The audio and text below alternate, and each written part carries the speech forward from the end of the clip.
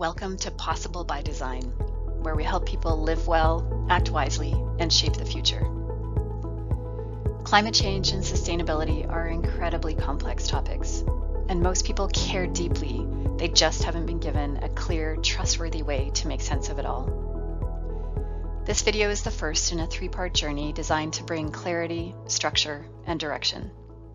You're invited to watch the 3 series in any order, or skip ahead to whatever is most useful for you. In the C series, we clear the fog and understand the system. In the Build series, we explore the architecture of agency, the trestles and planks that make the gap crossable.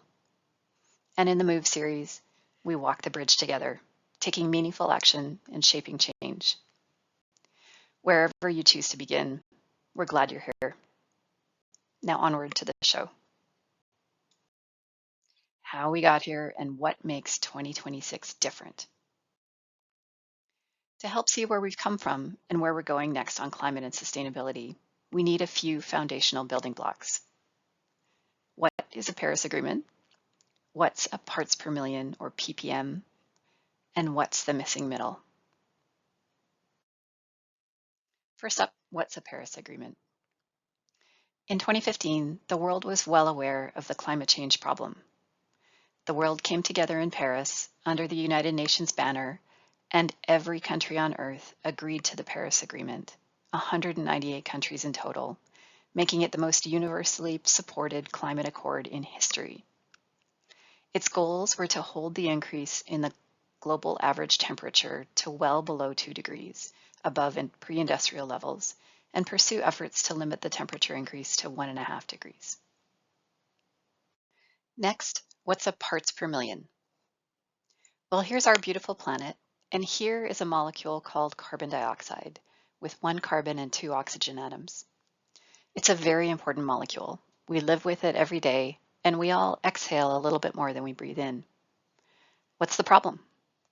Well, this molecule, once created, can stay in our atmosphere for hundreds to thousands of years. And like other greenhouse gases, it's like pulling a warm blanket over the Earth. With increasing warm blankets, solar radiation leaves the planet's surface less quickly, and on average, the Earth gets warmer. How do we measure it, and how do we know if we have too much? Pretty simple. We can use carbon dioxide monitors. Here are 2 that I have at home, and the world usually uses the official measurement from the observatory at Mauna Loa in Hawaii. Since the Industrial Revolution, the concentration of CO2 has increased from 280 parts per million to 427 today. Every year we've been adding over 50 billion tons of CO2 equivalent in greenhouse gases to the Earth's atmosphere, the majority of which is carbon dioxide.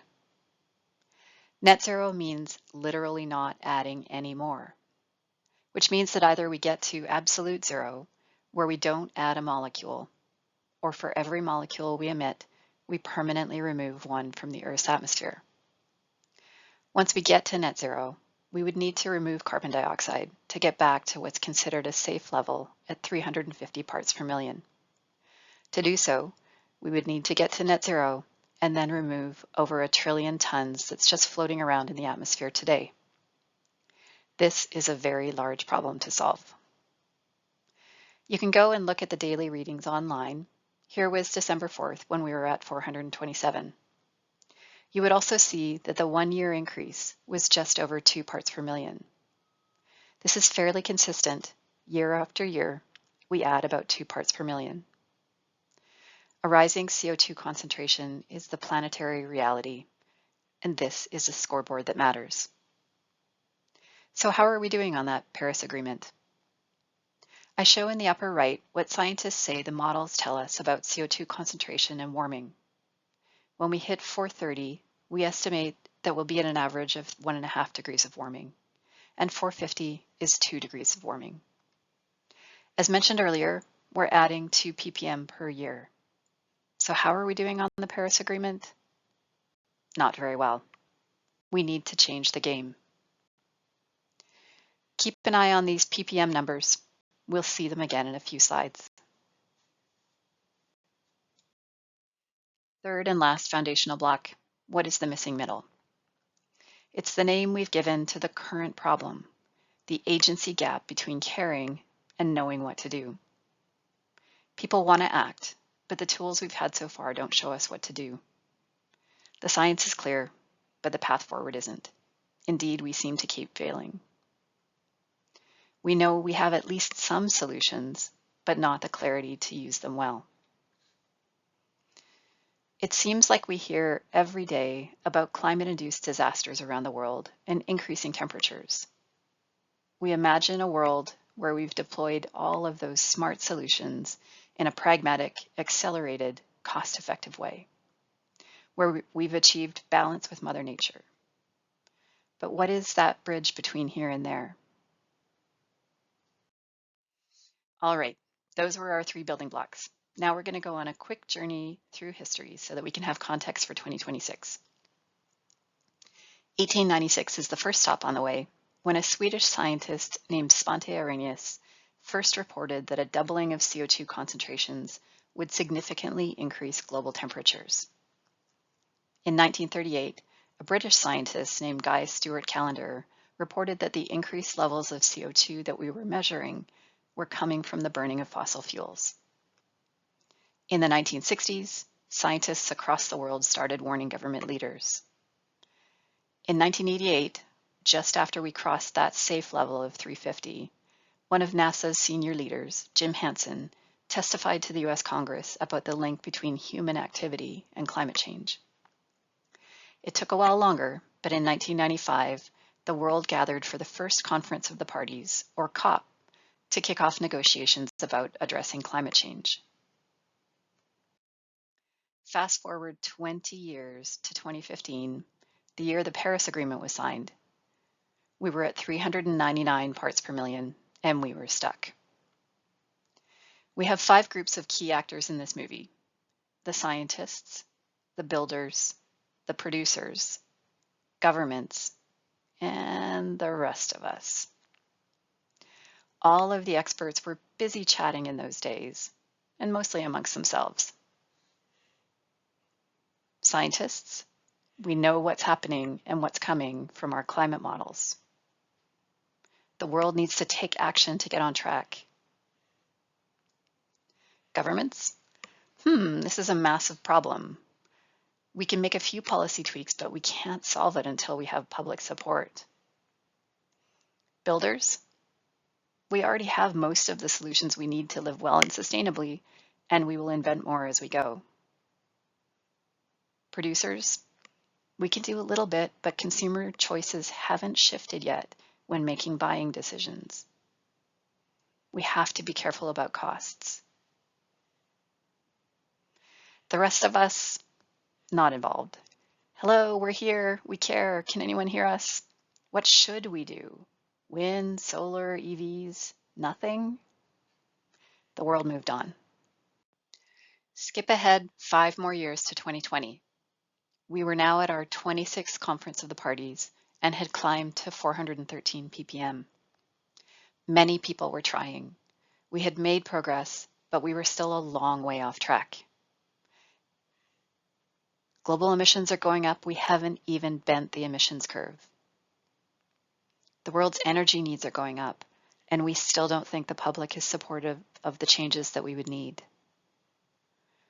We've made lots of solutions cheaper, and we've also developed multiple pathways to permanently remove carbon dioxide. Consumers still don't seem to care when they make buying decisions. Hello, we're still here. We care. It's still completely noisy and confusing. We're worried. Why isn't anyone talking to us? Is this even solvable? And how much would it cost if we're smart about it? What do we do?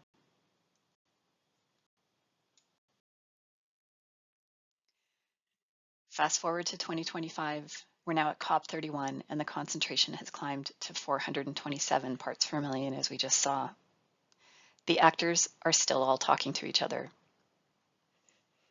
We're approaching tipping points. The world urgently needs to take action.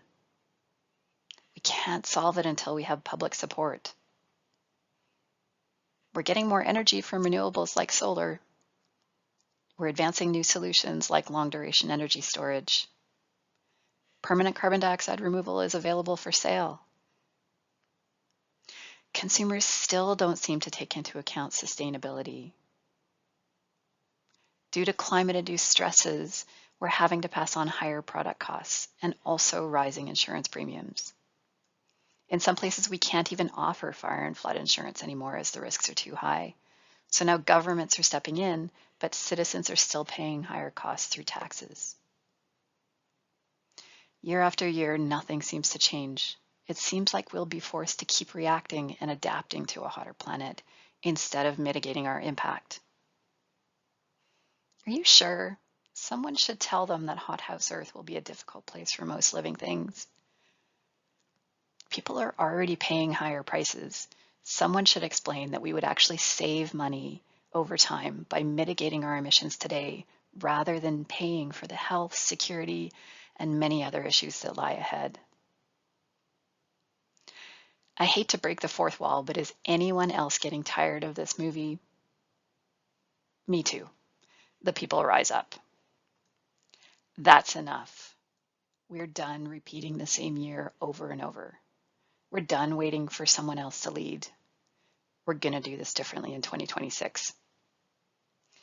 We need to include all of us in the conversation, translate everything into clear science-aligned guidance. We want to make choices that minimize cost and use our scarce resources wisely. We want to leave a better planet for future generations, and we want to save money where we can, and we'll pay a little bit more where we need to in order to clean up our mess. No more laps around the sun where we say, look at that, we haven't even bent the curve, and then do the same things again. In 2026, we're going to build the missing agency architecture with the tools and pathways that help all of us move from caring and confusion to action and impact. 2026 is going to be different, and here's the plan. We know that the world already has the solutions it needs to live well and sustainably. Those solutions will become the foundation, the trestles under our bridge, and will clear the fog on the value each one brings. We're going to build an agency architecture across and use our milestone map to take action in a sensible sequence while making smart economic choices too. The rest of us are going to stand on that bridge, and we're fed up, so hang tight. We're going to get a bit bossy, and this will probably be the busiest PowerPoint slide you've ever seen. Scientists, great job on the planetary boundaries, geological net zero, and do our best to remove the rest. We need to understand the ways that we can have maximum impact in the shortest time with our scarce resources. And we need your help to be mindful and solve for the whole Earth system while we're solving for carbon dioxide. Builders, good job making some solutions cheaper and available at scale. Be aware that we're now laser focused on the carbon math and we're coming fast. Look at everything you're developing and building through that lens. Producers, we care and we're ready to engage with clarity and purpose. We will look for carbon footprints on all products so that we can make informed choices. We want you to do your best to reduce emissions, and we want you to make it possible to buy net zero products by permanently removing the residual emissions from your products. Governments, you too, we want to see you begin to require carbon footprint labels on all goods and services, even if the process takes a few years. We want to see all climate-aligned pathways open for use, even the remove the rest ones. We want to see a decarbonization requirement placed on every sector, including the hard to decarbonize ones.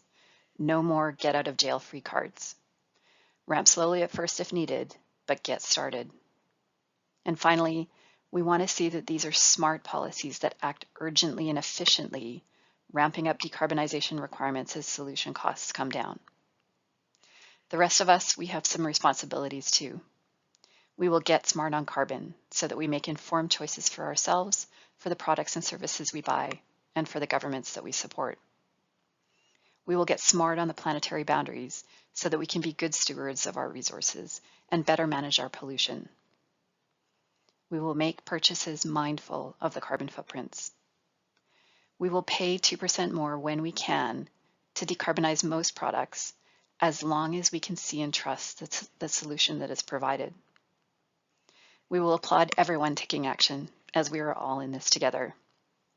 And finally, we will tell the next generation that we're getting on track, and we will stop leaving behind our mess for them to clean up. There you have it, how we got here and how 2026 is going to be different. At Possible by Design, we want you to live well and for all of us to act wisely and shape the future, because a healthy planet is possible by design. You are a hero of this 2026 story. Let's activate meaningful action together. Thanks for your time today. I'll be waiting in the next video and look forward to seeing you.